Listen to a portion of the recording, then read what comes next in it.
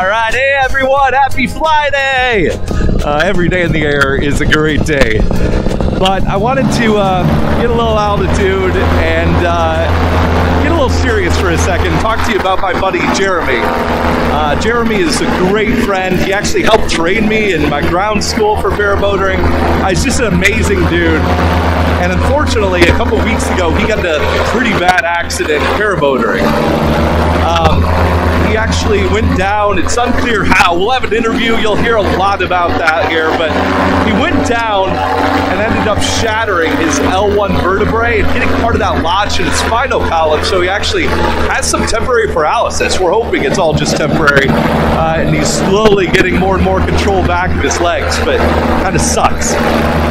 And, you know, he'll mention in the interview some things that you can do to stay safe and that he might have done wrong. You know, go higher if you're messing around with anything. Height is safety. Stow your brakes, maybe, you know, so they don't flop around and go places you don't know if you ever need to let go of them. But beyond any of that, I think it's really important just to know that this sport is as safe as you make it. So it can be super safe. Statistically, more people get hurt per capita per person doing it mountain biking than this. Or at least that's what I've heard. I don't know where all those numbers come from. Definitely safer than, you know, motorcycling, that sort of thing. But if you go down here, chances are something's getting messed up. You go down hard, or can at least.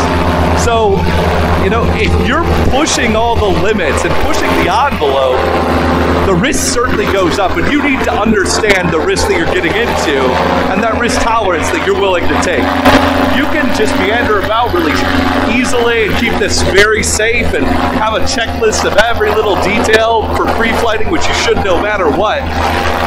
And you can also do big wing overs and barrel rolls and sats and stuff down low, and maybe you get a little complacent and you forget some safety checks here and there.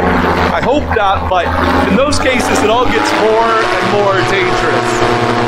So if you've been doing this for a long time and are looking to take the next step, or if you just are thinking about getting into paramotoring, the biggest lesson that I can say is understand the risk, understand your risk tolerance of what you're willing to do.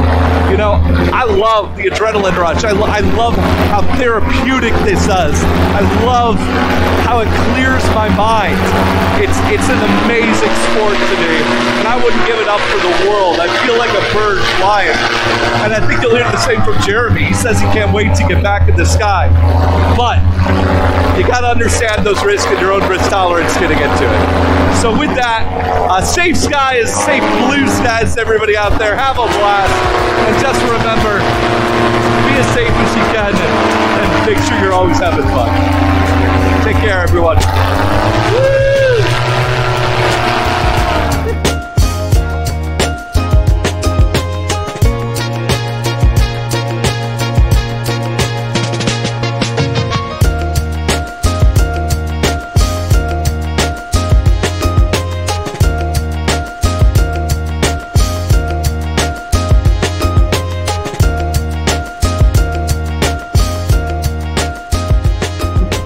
All right, man.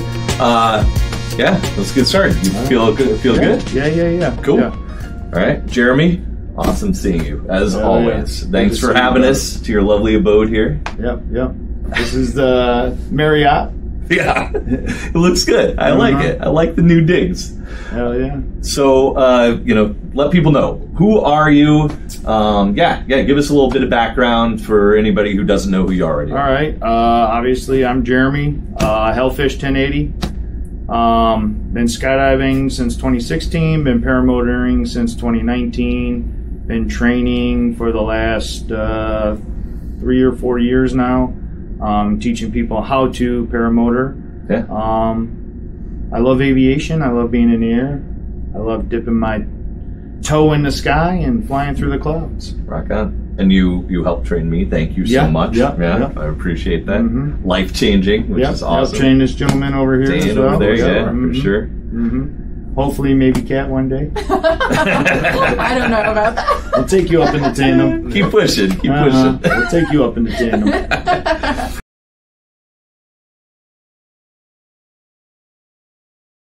So obviously, we're here in the hospital, all that because something happened recently, and obviously love to get a little bit of an overview and give anybody any learning lessons they can get off of that. But 100%. Just start off with like what happened that we know of. Sure. I know some's a little cloudy. Yeah. So I don't really remember losing consciousness. I don't think I actually did, but I know I came down hard. The problem with that is the hardest part of that is not knowing exactly what happened. I know that it was not a malfunction of equipment. I know that there wasn't anything going on with my equipment. I just think it was 100% pilot error. I think that I did something wrong.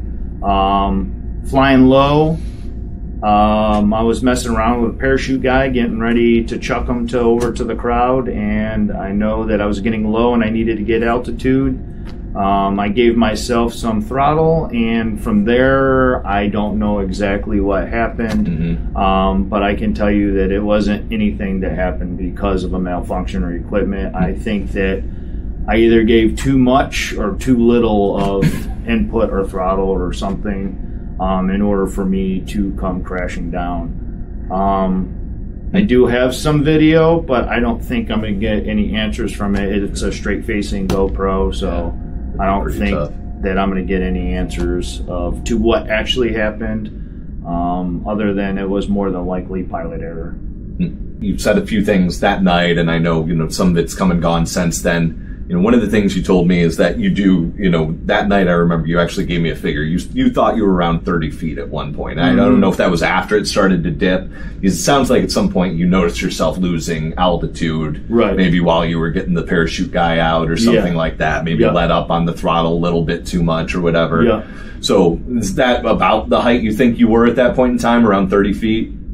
That sounds accurate. Okay. About 30 feet sounds about accurate. That's tough. That's low. It is a little low, and I know that I lit off the throttle to take the rubber band off of the parachute guy, and that's when I noticed that I was getting low, and reached up to grab my toggle and gave myself some throttle input. And like I said, from there, that's where the confusion starts to come in. I'm not exactly knowing what happened, but I think my initial assessment when I said that to you probably was the freshest in my mind, so that's probably the most accurate. So if I said I was around 30 feet when it happened, that was probably a true statement.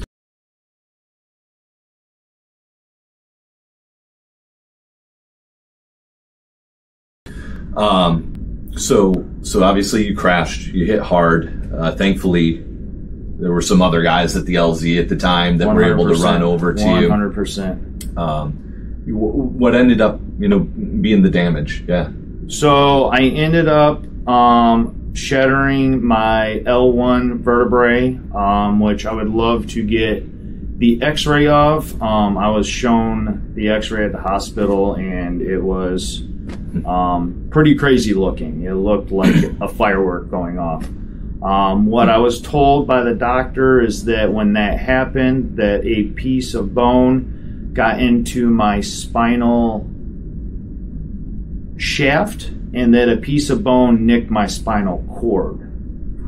With the nicking of the spinal cord is where the functionality of my legs has gone. So luckily at this point in time I have some functionality of my legs. I just don't have full functionality. I can bend my knees, I can move my hips, I can stand up, I cannot move my feet, and the sideways gait from my hips is not controllable.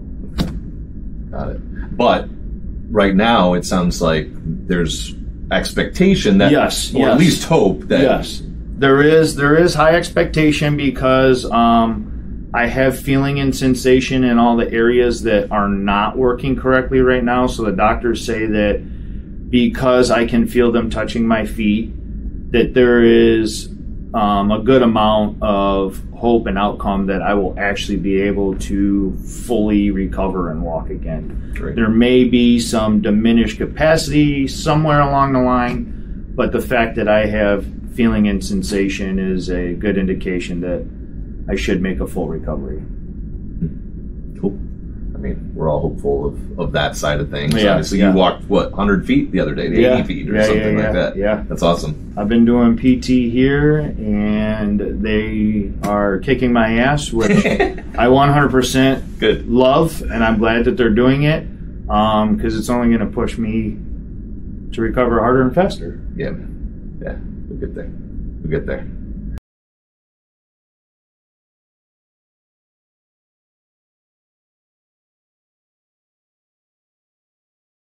What, if you, obviously, there's a lot of lessons to be learned, but like, you don't know exactly what happened. We know that, and that stinks. We don't think there was malfunction of equipment.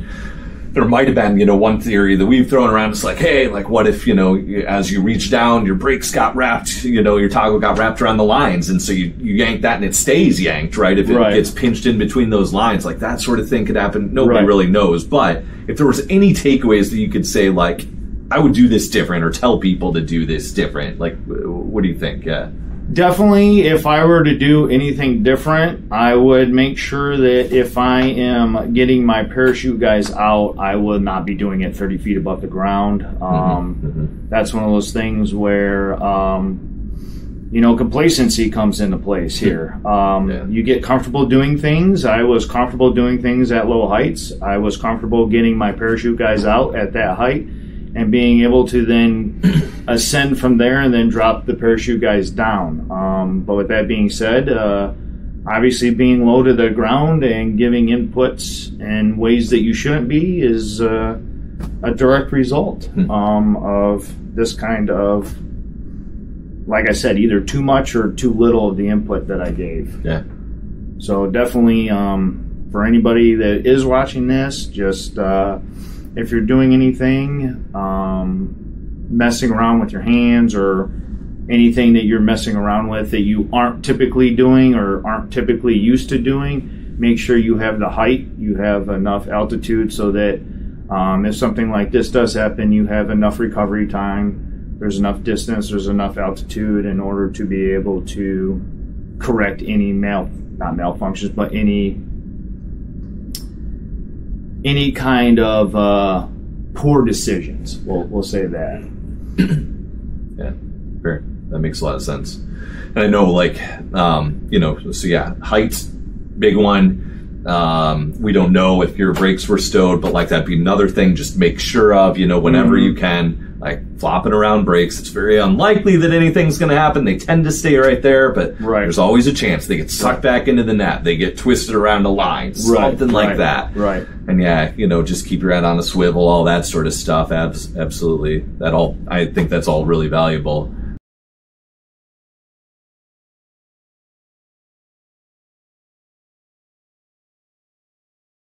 Based on that, like, does this change your outlook? Do you think like this is more dangerous than you did before? Are you planning on flying again? This is still one of the safest aviation sports that you can get into. Sounds stupid for me to be saying that, but it is, and it all boils down to the pilot. And I think that, again, had maybe I been higher doing this and not had the complacency, it would have been different. But I think that this does not change my outlook on flying, does not change my outlook on paramotoring. I know that something happened and it's more than likely my fault, and that it's not going to deter me. Yeah. I'm still going to be a pilot. I'm still going to fly. I'm still going to be in the air. It's going to take a lot more than this to keep me out of the sky. Cool, man. I would have had to have died that day to keep me out of the sky. Cool. And you obviously think you could avoid, 100%. This is definitely a learning lesson. I don't know how soon I'll be messing around with any parachute guys. And I think maybe changing from rubber bands, that was always the biggest issue that I had whenever I dropped my parachute guy, is that I would wrap them up and then wrap a rubber band around them. Well, to take the rubber band off, I need both hands. Mm-hmm. So typically, stow the brakes, get the parachute guy out, would undo the rubber band, get my brakes back in my hand, and then fly off to wherever I need to drop it. Mm-hmm. So, like I said, I don't know if I'll be messing with parachute guys anytime soon, but if I do, I'll have them prepared a lot higher up and maybe come up with an alternative than messing around with a rubber band while trying to fly. Sure. Yeah. Again, that's probably one of those things. Quick fix, rubber band, right? Yeah. Let's make it, right? But at the end of the day, like, quick fix, rubber band, that's probably not the best way to go if you're looking to throw a parachute guy out and you got to pull it out, get it ready to get to chuck. So for anybody out there that needs $1 million idea, I just gave you one. Figure out a way to stow a parachute guy so that it doesn't hurt the rest of us. Launcher. You need one of those launchers. You just click a button. Yeah, see, there you go. $1 million idea. Oh, yeah, right. Yeah. Have it hooked to a squib or something. That way, like you can just fire it off. That's going to help the safety issues. Yeah. A firing squib. Yeah, exactly.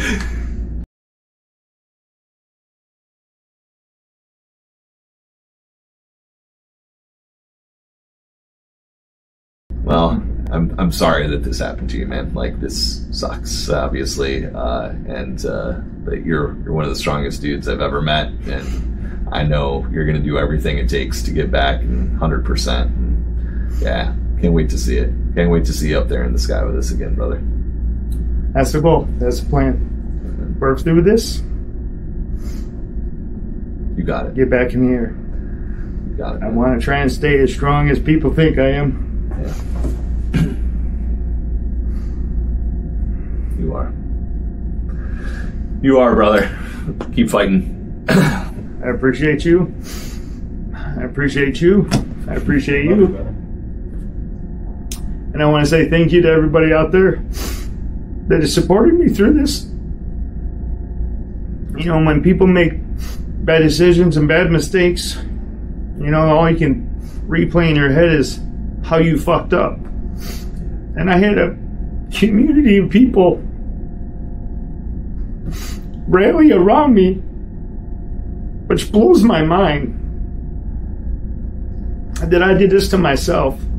And I immediately had everybody that's in my friend group, everybody that I fly PPG with, all the skydivers out there, everybody instantly rallied around me to support me.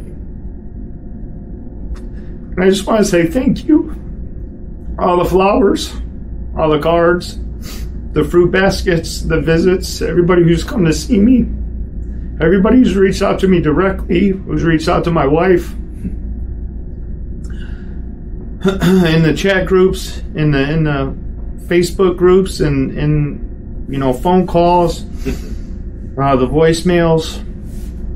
I just want to say thank you to everybody for being there for me and showing me the love and appreciation that I feel like I don't deserve because of this, because of what I did.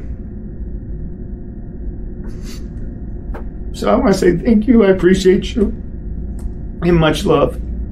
I love all you guys. And I can't wait to see you all again. You deserve every bit of it, buddy. You've spread so much joy and positivity throughout the community and everyone you know and touch. And we all appreciate it. It's just coming back to you. You've already given this out there to everybody else. It's just coming back to you, man. You deserve every bit of it. I love you guys. Sure. Yeah. I love you guys. I appreciate you saying that. Yeah. That's all I want to do is spread love, man. That's all I really want to do is spread love. So I didn't realize that I had touched as many people as I have, not inappropriately, but that I've touched as many people as I have, and that you guys have responded the way that you have and given me that love back. So thank you.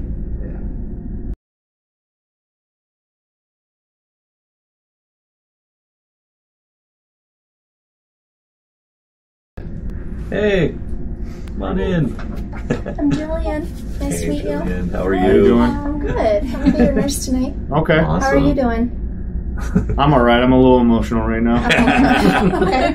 All right. You want me to come back? If you don't mind, please. I don't at all. Oh, thank you. I don't mind being naked in front of strangers, but crying is a no. Okay. Thanks. I think we're done here anyways, though. Thanks, guys. Dude. Thank you. That's great.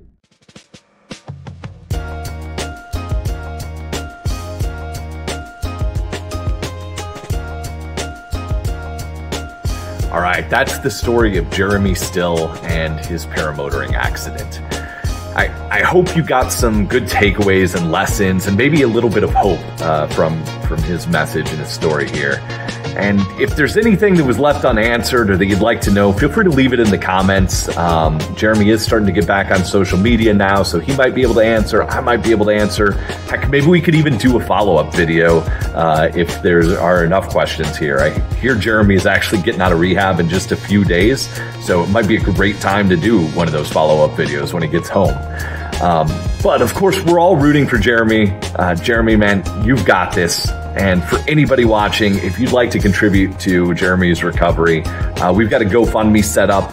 And of course, any donations would be much appreciated. Certainly not mandatory, but much appreciated.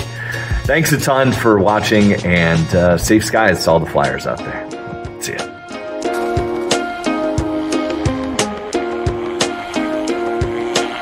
Run into the sky.